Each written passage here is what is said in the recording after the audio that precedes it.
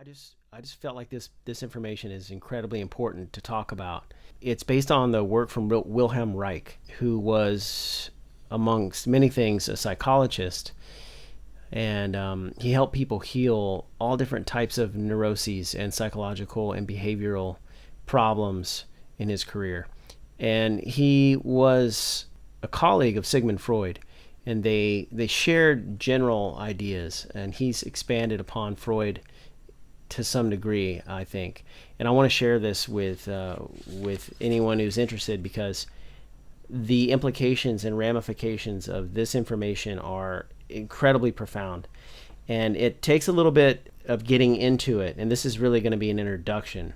So hopefully this will inspire people to look deeper into these problems that our society is currently dealing with, that revolve around all different types of neuroses. And I pretty much think that Wilhelm Reich's work is sound and that it's correct. And so I'm just going to go through this book here, parts of it. The function of the human orgasm. The function of the human orgasm.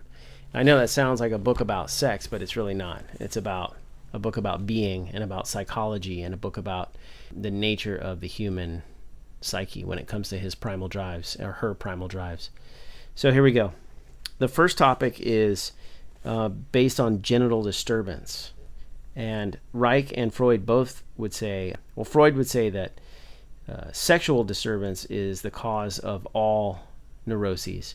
And Reich goes a little bit further and says that that is true, but it actually goes directly into your genitalia.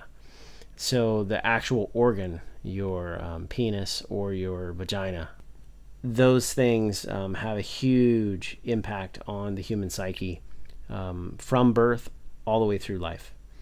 So the first topic is genital disturbance. And I should say this stuff is probably going to be best. I'm going to make these videos in smaller chunks, but it's going to be best to watch them in sequence, in order, because this stuff builds upon itself. The severity of every form of psychic illness is directly related to the severity of the genital disturbance.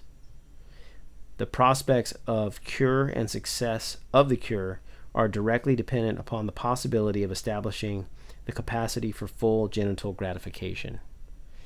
So what he's basically saying here is that as the human psyche develops from birth, from the child, the activation of the genitals, which happens to be super early in life, as early as a few weeks old.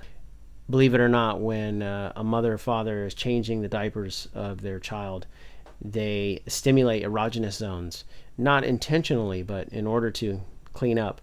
You're going to be touching the baby's genitals as well as the anus.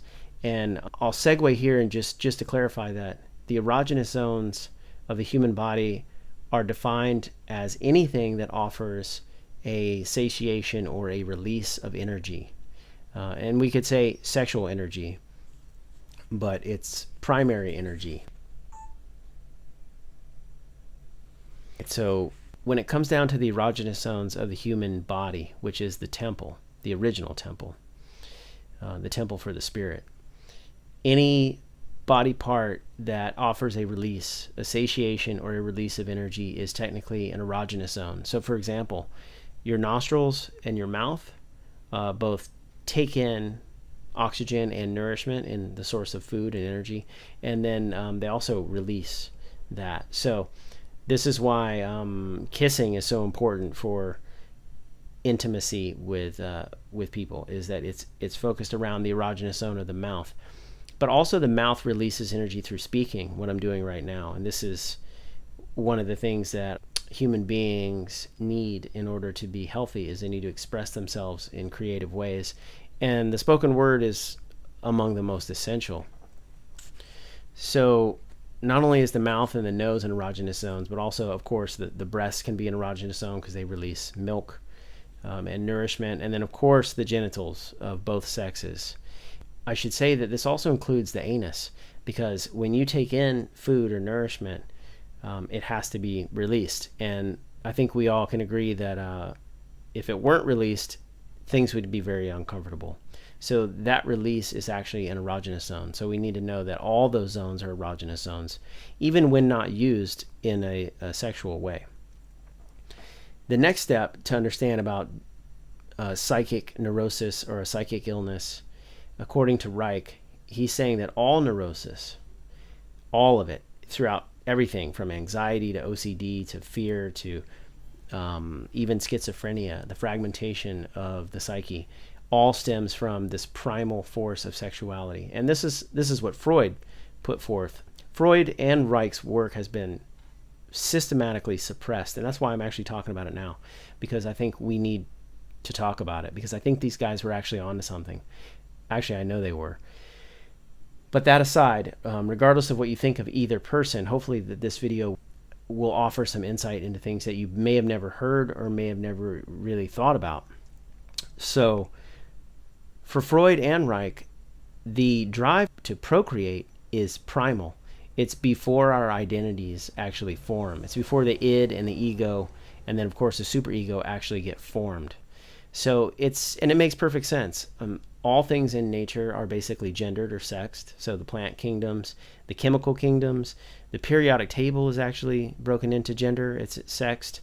And of course the man and animal kingdoms are all gendered into male and female. And if you look at all the classic archetypes of basically of life, but you could even go into mythology and theology, you'll see that there's a basic split of duality. And this duality is up and down, left and right, yin and yang, dark and light, and of course male and female. And that duality is actually, all of that duality is basically the duality of creation. So you could actually say that that force is a primal force of sex energy, or just procreation, the ability to create more of your own species. This is how life works in the material world.